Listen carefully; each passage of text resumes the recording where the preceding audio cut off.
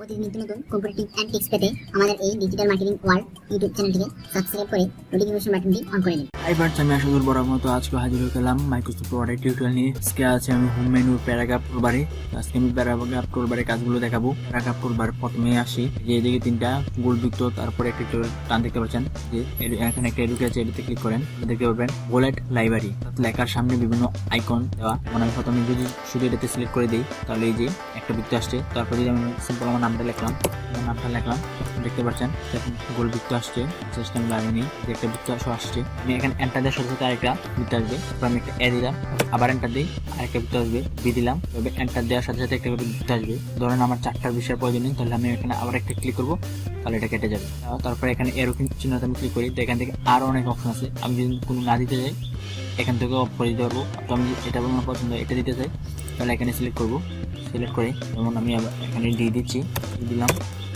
এরকমভাবে আমি বিভিন্ন স্টাইলে লেখার সামনে এগুলো দিতে পারি। এগুলো আমরা বিভিন্ন লেখাকে ইম্পর্টেন্ট বোঝানোর জন্য সবাই ব্যবহার করে থাকি। আমার যদি দর্শন হয় আবার এখানে ক্লিক করে অফ করে দেবো অপশনটা। তারপরে যা আছে নাম্বার, যেখানে ক্লিক করে এখানে নাম্বার দেওয়ার অনেকগুলো সিস্টেম আছে। আবার 1 2 3 1 2 3 সাথে ব্যাকেট, তারপর হচ্ছে রোমান সংখ্যা, তারপর হচ্ছে এবিসি, আবার এবিসি ছোটাতে তার সাথে ব্যাকেট, এরকমভাবে এবিসির সাথে স্টপ, এরকমভাবে আমরা দিতে পারি। আমি নাম্বারটা সিলেক্ট করলাম, সিলেক্ট করার পরে যে এখানে 1 এসে গেছে, 1 সাথে আমি একটা অপশন লিখলাম, একটা দিলাম, একটা দেওয়ার সাথে তার নতুন একটা অপশন আসে হবে। এরকমভাবে আপনি আপনার যতটুকু প্রয়োজন ততটুকু লিখতে পারবেন। বা আপনি যদি এখানে প্রয়োজন না হয় তাহলে এখানে একটা ক্লিক করবেন, তাহলে ওটা আবার কেটে দেবেন। যদি এমন হয় অনেক সময় দেখা যায় যে এখানে এই লাইনে লেখা সম্পূর্ণ শেষ হয় নাই, তারপরে সামনে একটু বাকি ছিল, যার কারণে আপনি এন্টার ক্লিক করছেন, তো এখানে আবার এটা এসে গেছে, পুরো এসে গেছে।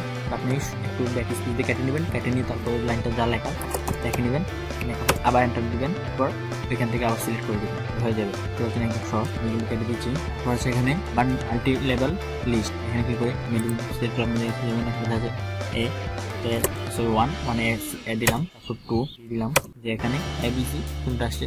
আমি যদি এখান থেকে সাইজ অন্যটা সিলেক্ট করবো, এই যে এটা দিতে পারি। তারপর হচ্ছে আরো বিভিন্ন লেখা বিভিন্ন হাইলাইট হয়ে আসবে, কালার হয়ে আসবে। তারপর আমি যদি চাই আরো এখানে আরো অনেক কালার আছে, পছন্দ মতো আমি কালার দিতে পারবো।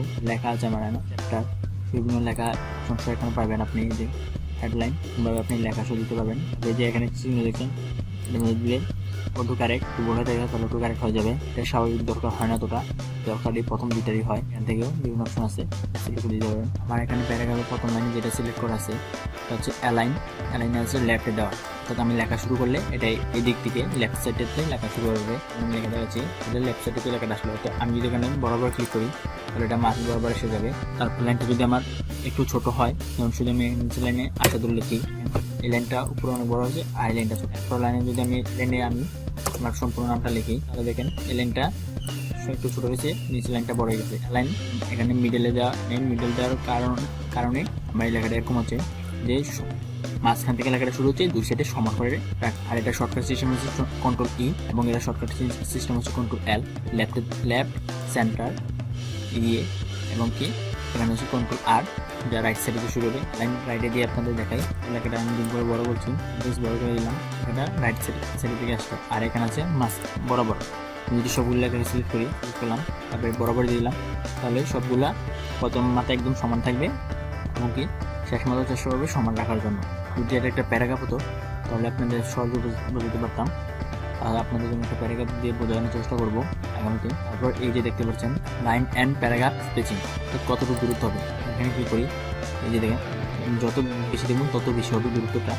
তো স্বাভাবিক আমরা 1 ব্যবহার করে থাকি, তো অনেক সময় আরও কম ব্যবহার করি। এটার মধ্যে লাইন অ্যান্ড প্যারাগ্রাফ স্পেসিংয়ে আপনি ক্লিক করে এই যে দেখুন লাইন স্পেসিং অপশন, এখানে ক্লিক করে আপনার প্রয়োজন মতো অপশন সেট করে দেবে। এখানে আছে জাস্টিফাইড, তারপরে আউটলাইন লেভেল আছে টেক্সট বডি, এখান থেকে আপনি চাইলে অন্য সিলেক্ট করে দিতে পারেন। আর একটা জিনিস খেয়াল রাখবেন, এই যে এখানে আছে প্রিভিউ অপশন দেখতে পাবেন আপনার লেখাটা কীভাবে ফুটবে। তো এখানে আছে স্পেসিং বিফোর 12 pt, এটা আমি কমিয়ে দিচ্ছি, একদম 0 করে দিলাম, তাহলে দেখুন লেখাটা আরও অনেক কাছে চলে এসেছে, আগের তুলনায় লেখাটা অনেক কাছে চলে এসেছে। এভাবে এখান থেকে আপনি বিভিন্ন লেখার দূরত্ব কম বেশি করতে পারেন। আছে ডিসকেস ইনডেন্ট, এর মাধ্যমে আপনি কোনো লেখাকে চাইলে সামনে নিতে পারবেন, তার মাধ্যমে পিছিয়ে নিতে পারবেন যতটুকু প্রয়োজন, ট্যাব আকারে চলে যাবে এটা। তারপর হচ্ছে এখানে A to Z, অর্থাৎ লেখাটাকে অ্যাসেন্ডিং এবং ডিসেন্ডিং। অ্যাসেন্ডিং হচ্ছে নিম্ন অনুসারে হচ্ছে অ্যাসেন্ডিং এবং বর্ধ অনুসারে হচ্ছে ডিসেন্ডিং, অর্থাৎ বড় থেকে ছোট হবে, আর অ্যাসেন্ডিং দিলে ছোট থেকে বড় হবে। এভাবে আপনি লেখা চাইলে সাজাতে পারেন। দেখাচ্ছি, দেখলাম আমি এই লেখাটা লিখলাম, তারপর এটাকে সিলেক্ট করি, সিলেক্ট করলাম, ফন্ট সাইজটা কমিয়ে নিই যেটা একটু যে দেখাচ্ছে সবগুলো। তারপরে এখানে শর্টে গেলাম, শর্ট টেক্সট প্যারাগ্রাফ অ্যাসেন্ডিং। দেখেন আমার জিরো ছিলাম সবাই শেষে, জিরো সবার উপরে টেক্সট এসে গেছে।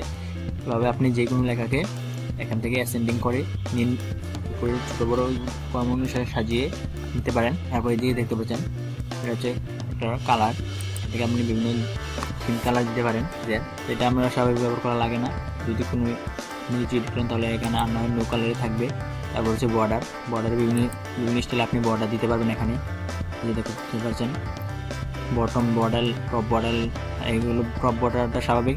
আমরা যখন বিভিন্ন যে গাইড বই যা বলি, গাইড বইয়ের উপরে থাকে টপ বর্ডারটা, এখানে বিভিন্ন ধরনের বর্ডার আছে, চাইলে আপনার প্রয়োজন মতো বর্ডার দিতে পারেন।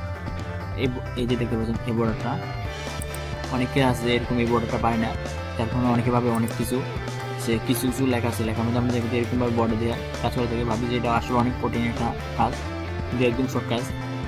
এখান থেকে বর্ডার দিয়ে তারপর আপনি বিভিন্নভাবে এখানে বিভিন্ন কিছু লিখতে পারবেন, লিখে সাজাতে পারবেন। এই যে চিহ্নটা দেখতে পাবেন, এটাতে আপনি তেমন কোনো কাজ না, আর এটাতে ক্লিক না করে বলে এটাতে যদি ক্লিক করেন তাহলে প্রত্যেকটা লেখার সামনে এসে যাবে, এটাতে ক্লিক করলে কেটে যাবে।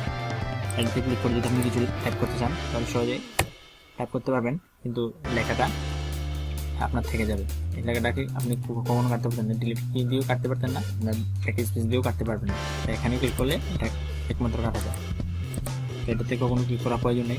তো আশা করি আপনারা সবাই বুঝতে পারছেন। আজকে আমি হোম মেনুর প্যারাগ্রাফ টোলার সবগুলো কাজ দেখলাম। আর এই যে দেখতে পাচ্ছেন এরুকিটা, এই এরুকির মাধ্যমে আপনি সব কিছু আবার এখান থেকে কাজ করতে পারবেন।